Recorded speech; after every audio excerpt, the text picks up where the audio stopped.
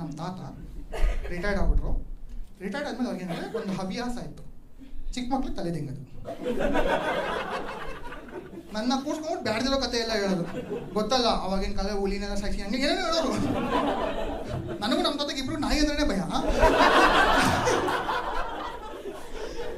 But ಅದೆಲ್ಲ ಪರವಾಗಿಲ್ಲ. ನಮ್ಮ ತಾತ ಒಂದು ಹೇಳಿದ್ರು, ನಾನು ಸ್ವಾತಂತ್ರ್ಯ ಹೋರಾಟಗಾರ. ನಾನು ನಮ್ಮ ತಾತ ಬಲ್ಕಾಗಿದ್ದ, ಬಿಡು ಒಂದು 4 ಜನಕ್ಕೆ ಬಾರಿಸಿರ್ತಾನೆ, ಸ್ವಾತಂತ್ರ್ಯ ಹೋರಾಟಗಾರ ಇರ್ಬೋದು ನಂಬಿದ್ದೆ. ಒಂದಿನ ಮನೆ ಕ್ಲೀನ್ ಮಾಡ್ಬೇಕಾದ್ರೆ ನಮ್ಮ ತಾತನ ಹಳೇ ಟ್ರಂಕ್ ಸಿಕ್ಬಿಡ್ತು. ಮಾರ್ಕ್ಸ್ ಕಾರ್ಡು, ಹಳೆ ಫೋಟೋ ಎಲ್ಲ ಇಟ್ಟಿರ್ತಾರಲ್ಲ ಅದು. ಟ್ರಂಕ್ ಓಪನ್ ಮಾಡಿದ್ರೆ SSLC ಮಾರ್ಕ್ಸ್ ಕಾರ್ಡ್ ಸಿಕ್ತು. ನಮ್ಮ ತಾತ ಅದನ್ನ ಒಂದು 50 ಸಲ ಹೇಳ್ಬಿಟ್ಟಿದ್ರು. ಆಗಿನ ಕಾಲಕ್ಕೆ ನಾನು SSLC MBBS ಓದಿರೋ ಥರ ಅದನ್ನ ಹೇಳ್ಕೊಂಡು ಓಡಾಡೋರು. SSLC ಮಾರ್ಕ್ಸ್ ಕಾರ್ಡ್ ಸಿಕ್ತು. ಅದ್ರ ಪ್ರಕಾರ ಕ್ಯಾಲ್ಕುಲೇಟ್ ಮಾಡಿದ್ರೆ ನಮ್ಮ ತಾತ ಹುಟ್ಟಿರೋದು 1942. ಸ್ವಾತಂತ್ರ್ಯ ಬಂದಾಗ 4-5 ವರ್ಷ ಹುಡುಗ. ಚಡ್ಡಿ ಹಾಕಿದ್ರೆ ಅಲ್ಲೆಲ್ಲ ಓಡಾಡ್ತಾ ಇರ್ತೀನಿ. ಸ್ವಾತಂತ್ರ್ಯ ರ್ಯಾಲಿ ಬರ್ಬೇಕಾದ್ರೆ ಯಾಕಡೆ ಆಟ ಆಡ್ಕೊಳ್ಳೋದು. ಇವನು ಇದನ್ನೇ ಬ್ರಿಟಿಷರು ಕೇಳಿ ಒದೈತಿ ನೀನು ಸ್ವಾತಂತ್ರ್ಯ ಹೋರಾಟ. ನಮ್ಮ ತಾತ ಹಂಗಂದ್ರೆ ನಮ್ಮ ಮಾಮ ಇನ್ನೊಂಥರ ಮಗ. ನಮ್ಮ ಮಾವ ಹೆಂಗಂದ್ರೆ, ನಮ್ಮ ಮಾಮ ಅಂದರೆ ನಮ್ಮ ಅಮ್ಮ ತಮ್ಮ. ಚಿಕ್ಕ ವಯಸ್ಸಿಂದ ಮಾರ್ಕ್ಸ್ ಕಮ್ಮಿ ಬಂದರೆ ಇಲ್ಲ ಕೆಟ್ಟ ಮಾತಾಡಿದ್ರೆ ಹಾಕೊಂಡು ದೇವ್ರು ಮಾಡ್ಬಿಡೋರು. ನಮ್ಮ ಮಾವ ಮಗ ಒಂದೇ ಹೇಳ್ತೀನಿ, ನಮ್ಮ ಮಾವಾಗ ಚಿಕ್ಕ ವಯಸ್ಸಿಂದ ನಮ್ಮ ಮಾವ ಕಂಡ್ರೆ ಭಯ. ಬಟ್ ಈಗ ದೊಡ್ಡವನಾದ್ಮೇಲೆ ಒಂದು ಸ್ವಲ್ಪ ಫ್ರೀಡಮ್ ಬಂತು. ಏನು ಮಾಡಿದ್ರು, ಬಾರೋ ಒಟ್ಟಿಗೆ ಎಣ್ಣೆ ಹೊಡಿಯೋಣ ಅಂದರು.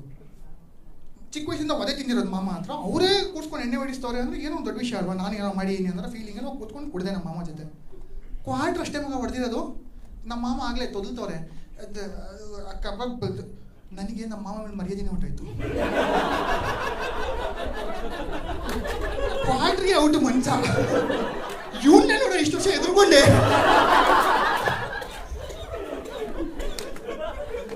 ನಾನು ಆಪ್ ಹೊಡ್ಬಿಟ್ಟು ಏನು ಮಾಮ ಅದು ಪರವಾಗಿಲ್ಲ ಮಗ. ಈ ಕಮೋಡ್ ಎಲ್ಲ ಕಟ್ಸೋವಲ್ಲ, ಅಷ್ಟು ದೊಡ್ಡ ಮನೆ ಕಟ್ಸ್ಬಿಟ್ಟು ಟ್ಯಾಂಕ್ ಅಲ್ಲಿ ಫುಲ್ಲು ಮೇಲೆ ಐತೆ ಮಗ. ಅದು 1000 ಲೀಟ್ರದು 2000 ಲೀಟ್ರ್ ಟ್ಯಾಂಕ್. ಅದು ಗನ್ ಹೇಳ್ಬೇಕು ತಾನೆ, ಆಚೆ ಕಡೆ ಒಂದು ಡಿಸ್ಪ್ಲೇ ಮನೆ ಹಾಕ್ಬೇಕು ತಾನೆ. ಅಕ್ಕನ ಚಿಕ್ಕ ಕುಡಿದೆ ಅಮ್ಮ, ಪೈಲ್ಸ್ಗೆ ಆಪರೇಷನ್ ಆಗ್ಬಿಟ್ಟಿರೋದು ಮಗ. ಚಿಕ್ಕ ಮಕ್ಳು ಏನೋ ಒಳಗೆ ನೆಲೆ ಕೊಟ್ಟರೆ ಲಾಂಚ್ ಆಗ್ಬಿಟ್ಟಿರೋರು. ಅಂಕಲ್, ಈಗ ನಿಮ್ಮ ಮಗನಿಗೆ ನೀವು ನಾಮಕರಣ ಮಾಡಿದ್ರಾ? ಹೆಸರು ಇಡಬೇಕಾದ್ರೆ ನಾಮಕರಣ ಶಾಸ್ತ್ರ ಎಲ್ಲ ಮಾಡಿ. ನಮ್ಮ ಅಪ್ಪ ಅಮ್ಮಂಗೆ ಅವೆಲ್ಲ ಗೊತ್ತಾಗಿಲ್ಲ ಅನ್ಸುತ್ತೆ. ಯಾರು ಹೇಳ್ಕೊಟ್ಟಿದಾರೋ ಇಲ್ವೋ ನಂಗೆ ಗೊತ್ತಿಲ್ಲ. ಹುಟ್ಟಿದಾನೆ ಮಗ, ಏನೋ ಕರಿಬೇಕು, ಚಿನ್ನ ಪುಟ್ಟ ಹೋಗೋ ಬರೋ ಗಂಡು. ಹ್ಞೂ ಅಂಕಲ್, ನನಗೆ ಹೆಸರು ಅಂಕಲ್, ನಿಮ್ಮ ಮಕ್ಳಿಗೆ ನೀವು ನಾಮಕರಣ ಮಾಡಿದ್ದೀರ, ನನಗೆ ಮಾಡಿಲ್ಲ. ಸ್ಕೂಲಿಗೆ ಸೇರಿಸೋರ್ಗು ನಾಮಕರಣ ಮಾಡಿಲ್ಲ. ಹಾಂ,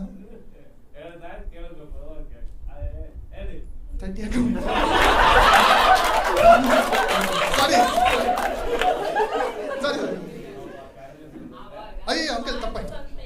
ಹಂಗ ತಪ್ಪು ತಿಳ್ಕೊಂಬೇಡಿ. ಯಾಕಂದ್ರೆ ಕಾಮಿಡಿ ಶೋ ಅಲ್ವಾ, ಹಿಂಗಾಗುತ್ತೆ.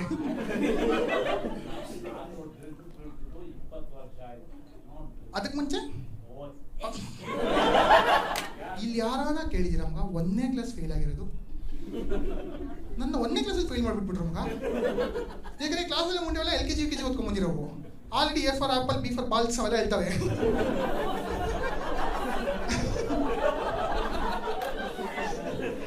ನನಗೆ ಎಲ್ಲ ಡ್ರಾಯಿಂಗ್ ತರ ಕಾಣಿಸ್ತಿದೆ ಮಗ. ಸರಿ, 1ನೇ ಕ್ಲಾಸ್ ಫೇಲ್ ಆದೆ, ಮತ್ತೆ ಓದ್ತಿರೋ ಸ್ಟ್ರಾಂಗ್ ಫೌಂಡೇಶನ್ ಆಯಿತು. 2ನೇ ಕ್ಲಾಸ್ ಮುಗಿಸ್ಬಿಟ್ಟು ನಾನು ಚಿಕ್ಕಮಗಳೂರು ಕೊಪ್ಪ, ಅಲ್ಲಿಂದ ಬೆಂಗಳೂರು ಕರ್ಕೊಂಬಂದರು. ಸರಿ, ಇಲ್ಲಿ ಇಂಗ್ಲೀಷ್ ಮೀಡಿಯಮ್ಗೆ ಹಾಕೋಣ, ನಮ್ಮ ಮಗ ಓದಿ ಎಲ್ಲ ಒಂದು ಕಡೆ ರಾಕೆಟ್ ಬಿಡ್ತಾನೆ.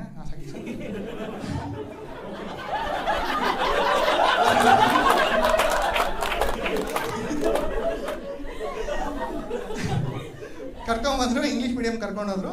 ಅಲ್ಲಿ ಹೆಡ್ ಮಿಸ್ ಒಂದೇ ಹೇಳಿದ್ದು, ಒಂದು ಬುಕ್ ಕೊಡ್ತೀನಿ, ಅದ್ರಲ್ಲಿ ಒಂದು ಪ್ಯಾರಾಗ್ರಾಫ್ ಓದು, ನಿನ್ನ ಸ್ಕೂಲ್ಗೆ ಹಾಕೊತೀವಿ ಅಂತ. ಮಗ ಆಗ್ತಾನೆ A ಇಂದ Z ವರೆಗೂ ಕಲ್ತಿದ್ದೆ ಮಗ. ಅದೂ ನನಗೆ A ಫಾರ್ ಆ್ಯಪಲ್ಲೇ, ಅದು ಬದು ಆಸ್ ಗೀಸ್ ಬಂದ್ಬಿಟ್ರೆ ಹೋಯ್ತು ಮಗ. ಪ್ಯಾರಾಗ್ರಾಫ್ ಕೊಟ್ಟರು ನನಗೆ. ತಾರೆ ಜಮೀನ್ ಪರಲ್ಲಿ ಕುಣಿಯುತ್ತಲ್ಲ ಅಕ್ಷರಗಳೆಲ್ಲ, ಹಂಗೆ ಕುಣಿತವೆ, ಏನೋ ಗೊತ್ತಾಗಿಲ್ಲ. ಮ್ಯಾಮ್ ಏನು ಮಾಡಿದ್ರು, ಹುಡುಗ ಸ್ವಲ್ಪ ಮಂದ ಇದ್ದಾನೆ, ಮತ್ತೆ 1ನೇ ಕ್ಲಾಸ್. ಎಷ್ಟೆಲ್ಲ 1ನೇ ಕ್ಲಾಸ್ ಓದೋದು? ನಾವು ಅಪ್ಪ ಅಮ್ಮ ಹೇಳಿದೆ, ಇಲ್ಲ ಆಗಲ್ಲ, ನಾನು ಮನೆ ಬಿಟ್ಟು ಓಡೋಗ್ತೀನಿ, ಹಂಗೆ ಹಿಂಗೆ. ಸರಿ, ಮತ್ತೆ ಕನ್ನಡ ಮೀಡಿಯಮ್ಗೆ ಹಾಕಿದ್ರು. 3ರಿಂದ 7ನೇ ಕ್ಲಾಸ್ ಕನ್ನಡ ಮೀಡಿಯಮಲ್ಲಿ ಓದ್ಬಿಟ್ಟೆ, ಚೆನ್ನಾಗಿತ್ತು ಎಲ್ಲ. 8ನೇ ಕ್ಲಾಸ್ಗೆ ಹಾಕಿದ್ರು ಮಗ ಇಂಗ್ಲೀಷ್ ಮೀಡಿಯಮ್. ಅಕ್ಕನ ಏನೇನೋ ಮಾತಾಡ್ತವ್ರೆ, ಒಂದೂ ಅರ್ಥ ಆಯ್ತಿಲ್ಲ. ಬಟ್ ನಂಗೆ ಒಂದು ಅರ್ಥ ಆಯಿತು, ICSE ಇಂದ ಬಂದಿರೋರು ಮಾತ್ರ ಇಂಗ್ಲೀಷ್ ಮಾತಾಡಕ್ಕೆ ಬರ್ತಿದೆ. ಒಬ್ಬ ICSE ಅವ್ನು ಏನು ಮಾಡ್ದ, ಅವನ ಹೆಸರು ನಂಗೆ ಈಗಲೂ ನೆನಪಿದೆ, ಬಟ್ ಅವ್ನು ಒಂದು ಸೆಟ್ ಡಿಂಗ್ತೀನಿ ಅವನ್ನ. ಬಂದ ಏನೋ ಕೇಳ್ದ, ನಂಗೆ ಅರ್ಥ ಆಗಿಲ್ಲ, ನಾನೇನೋ ಹೇಳಿದೆ, ಫಕ್ ಯು ಅಂದ್ಬಿಟ್ಟು ಓಡೋಗ್ಬಿಟ್ಟ. ನಾನು ಗೊತ್ತಾಗಿಲ್ಲ ಏನೋ ಹೇಳ್ದೆ, ಥ್ಯಾಂಕ್ ಯು ಅಂದ್ಬಿಟ್ಟು ನಾನು ನನ್ನ ಪಕ್ಕ ಇದೆ ಫ್ರೆಂಡ್ ಹೇಳ್ದ, ಮಗ ಅವ್ನು ಏನಂತ ಗೊತ್ತಾ ನಿಂಗೆ ಅಂದ. ಏನೋ ದೆಂಗ್ತೀನಿ ಅಂದ್ಬಿಡೋದಮ್ಮ. ತೋಬಿಡು ನನಗೆ ಜನ್ಮ ಜಾಡ್ಸೀನಿ ಅಂದರೆ, ಬಟ್ ಅವನಿಗೇನು ಅರ್ಥ ಆಗಿಲ್ಲ. ಅವನಿಗೆ ಕನ್ನಡ ಬರಲ್ಲ, ನಂಗೆ ಇಂಗ್ಲೀಷ್ ಬರಲ್ಲ. ಹಾಳಾಗೋಯ್ತು. ಬಟ್ 8ನೇ ಕ್ಲಾಸ್ವರೆಗೂ ಮಗ ನಾನು ಸಿಕ್ಕಾಪಟ್ಟೆ ನವಿಡಿದ್ದೆ. ಅಂದರೆ ಭಯಂಕರ ಓದಬೇಕು, APJ ಅಬ್ದುಲ್ ಕಲಾಂ ಅವ್ರ ಥರ ಆಗಬೇಕು, ಇಸ್ರೋ ನಾಸಲ್ಲಿ ಹೋಗಿ ರಾಕೆಟ್ ಬಿಡಬೇಕು. 9ನೇ ಕ್ಲಾಸ್ ನನ್ನ ಫ್ರೆಂಡ್ ನನ್ನ CD ತೋರಿಸ್ದ. ಚಂದ್ರಯಾನ ಬದಲು ರಾಕೆಟ್ ಡೈರೆಕ್ಷನ್ ಚೇಂಜ್.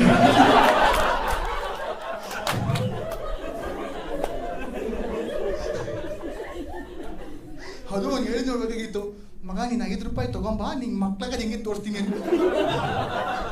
ಒಳ್ಳೆ ಆಫರ್ ಇದೆಯಲ್ಲ ಇದು. ಮಗ ನಾನು ಫಸ್ಟ್ ಮ್ಯಾಟ್ರ್ ವಿಡಿಯೋ ನಮ್ಮ ಅಜ್ಜಿ ಡಬ್ದಲ್ಲಿ ಕಾಸ್ಟಿನ ಡಬ್ದಲ್ಲಿ ₹5 ಕೆತ್ಕೊಳ್ತೀವಿ. ಮಗ ಮೊದಲೇ ಸಪೋರ್ಟ್ ಮಾಡಿದ್ದಿಲ್ಲ, NCC ಬೇರೆ ಹೋಗಿ ಸೇರ್ಕೊಂಡ್ಬಿಟ್ಟೆ. NCC ಗೊತ್ತಲ್ಲ ಮಗ, ಕ್ಲೀನ್ ಶೇವು ಎಲ್ಲ ಕಟಿಂಗು ಗಿಟಿಂಗು. ಆವಾಗಿಂದ ಇನ್ನೂ ಮೊಳಕೆ ಬರ್ತಾ ಇದೆ, ಅಲ್ಲಿ ಇಲ್ಲಿ 1-2 ಕೂದಲು. ಇವನು ನಮ್ಮ NCC ನಮ್ಮ ಸೀನಿಯರ್, ಹೋಗ ಸೇವಿಂಗ್ ಮಾಡಿಸ್ಕೊಂಬ ಅಂತ. ನಾನು ಓಕೆ ಅಂದ್ಬಿಟ್ಟು ಹೋದೆ ಶಾಪ್ಗೆ ಹೋಗೋಣ. ಹಾಂ ಸೇವಿಂಗ್ ಮಾಡಿ ಅಂದೆ. ಈಗ ಮೇಲಿಂದ ಕೆಲವರು ನೋಡಿ ಎಲ್ಲಿ ಅಂತ.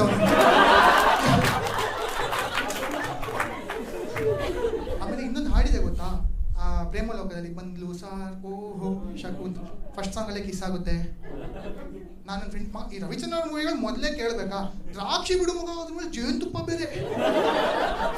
ದ್ರಾಕ್ಷಿಗೆ ನನಗೆ ಜೇನುತುಪ್ಪ ಚೆಲ್ಲಿನ ಆಗೋಯ್ತು. ಆ ಪ್ರೇಮಲೋಕ ಹಾಡ ಗೊತ್ತಲ್ವಾ, ಬಂದ್ರು ಸರ್, ಆಮೇಲೆ ಅವನು ಹಿಂಗೆ ಕಾಲಡ್ಡ ಕೊಡ್ತಾನೆ, ಕಿಸ್ ಆಗುತ್ತೆ. ನಾನು ನನ್ನ ಫ್ರೆಂಡಿಗೆ ಹೇಳಿದೆ, ಮಗ ಯಾವ್ದನ್ನ ಹುಡುಗಿ ಬಂದಿದೆ ಕಾಲಡ್ಡ ಕೊಡು, ಅವಳಿಗೆ ಎಲ್ಲನ ಬೀಳಿ ಅಲ್ಲ ಮೂತಿ ಹಿಡ್ತೀನಿ.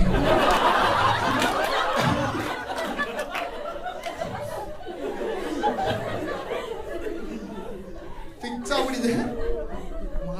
ಒಬ್ಬೊಬ್ರು ಬರ್ತವ್ರೆ ಮುತ್ತು ರತ್ನಗಳು. ನಾನು ನನ್ನ ಫ್ರೆಂಡಿಗೆ ಕಲಿತು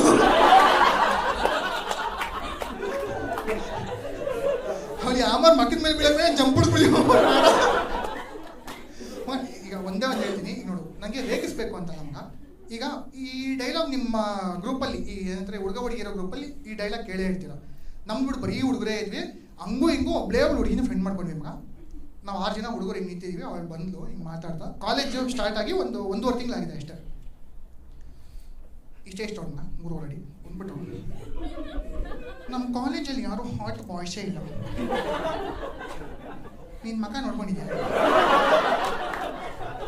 ಅವಳೇನೋದಿಲ್ಲ, ನಾನೇನು ಅಂತ ನಮ್ಗ, ಯಾರು ಹಾಟ್ ಬಾಯ್ಸೇ ಇಲ್ಲ. ಅದು ಪರವಾಗಿಲ್ಲ ಮಗ. ಅವಳು ಇನ್ನೊಂದು ಹೇಳಿದ್ಲು, ಏನು ಗೊತ್ತಾ, ನಿಂಗೆ ಯಾವ ಥರ ಅಮ್ಮ ಹುಡುಗಿ ಬೇಕು ಅಂದ್ರೆ, ನನಗೆ ಟಾಲ್ ಡಾರ್ಕ್ ಹ್ಯಾಂಡ್ಸಮ್ ಹುಡುಗ ಬೇಕು.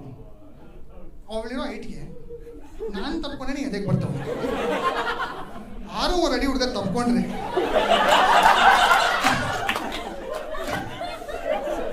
ಇಂಜಿನಿಯರಿಂಗ್ ಕ್ರಿಕೆಟ್ ಮಗ ಮಸ್ತ್ ಮಜಾ. ಏನಂದ್ರೆ ಬ್ರಾಂಚ್ಗೂ ಗೇಮ್ ಆಡೋರು ಗೊತ್ತಾ, ಈ ರಾಯಲ್ ಮೆಕ್ ಎಷ್ಟು ಜನ ಇದ್ದೀರಪ್ಪ ಇಲ್ಲಿ? ಹಾಂ ಸಬಾಸ್. ಅವನು ಎತ್ತಾನೆ ಬೇಕಿದ್ರೆ ಕನ್ನಡ ತಿಕ್ಕಲ್ಲಿ ಬೆಳ್ಳಾಡ್ಸೋದೇ ಕೆಲಸ.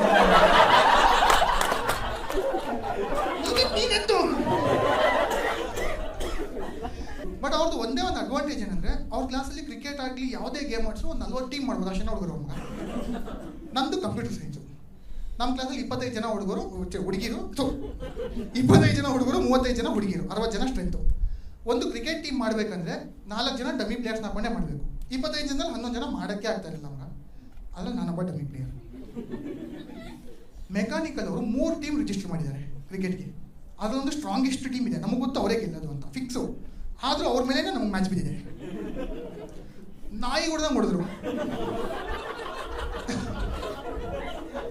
ಲಿಟ್ರಲಿ ನಾಯಿ ಹೊಡೆದಂಗೆ ಹೊಡೆದ್ರು. ನೆಕ್ಸ್ಟ್ ಬ್ಯಾಟಿಂಗ್ ನಮ್ಮದು ಕಲ್ಸವ್ರ ಮಗ. ಅವ್ರ ಟೀಮಲ್ಲಿ ಒಬ್ಬ ಬೌಲರ್ ಇದ್ದಾನೆ, ಸಣ್ಣಗೆ ಉದ್ದೇ ಕರೆಂಟ್ ಕಂಬಿ ಇದ್ದಂಗೆ ಒಂದು ಮಗ. ಮ್ಯಾಗಿ ನೂಡಲ್ಸ್ ನರ್ಸೆಲ್ಲ ಕಾಣಿಸ್ತಾ ಇದೆ. ಆಮೇಲೆ ಅವನು ಎಷ್ಟು ಉದ್ದ ಇದೆ ಅಂದ್ರೆ ಅವನ ಕೈ ಹಿಂಗೆ ಬಾಲ್ ಹಾಕಿದ್ರೆ ಅರ್ಧ ಪಿಕ್ಚರ್ಗೂ ಕೈಯೇ ಬರ್ತಾ ಇದೆ. ಈ ಶೋಯಬ್ ಭಕ್ತರು ಈಗ ಅಲ್ಲಿ ಬೌಂಡ್ರಿಯಿಂದ ಹೊಡ್ಬಂದು ಹಾಕೊಂಡು ಗೊತ್ತಾ, ಇವನು ಅವನಿಗಿನ್ನ ಹೊಸ್ತು, ಇವನು ಬಸ್ ಹಿಡ್ಕೊಂಡು ಇನ್ನೊಂದು ಏರಿಯಾಗೆ ಹೋಗ್ಬಿಟ್ಟವನೆ. ಹಿಂಗೆ ಪುಟ ಹಿಂಗೆ ನೋಡಿ ಎಲ್ಲೋ ಅದ ಇವನು ಬರ್ತಾನೆ 5 ನಿಮಿಷ ಹಂಗೆ ನೋಡ್ತಾ ಇರೋ